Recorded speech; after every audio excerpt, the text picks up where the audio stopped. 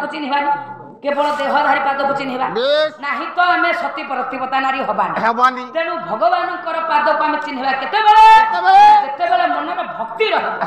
भक्ति सहकारे ब्रह्म मुहूर्त बापा उठी भगवान को चिंता करी नारी की स्नान सारी आसी भगवान सिंदूर सती प्रतिपता नारी हबारे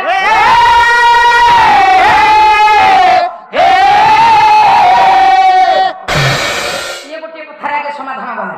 आउ केते जगह नारी सिंदूर लगाए सिंदूर की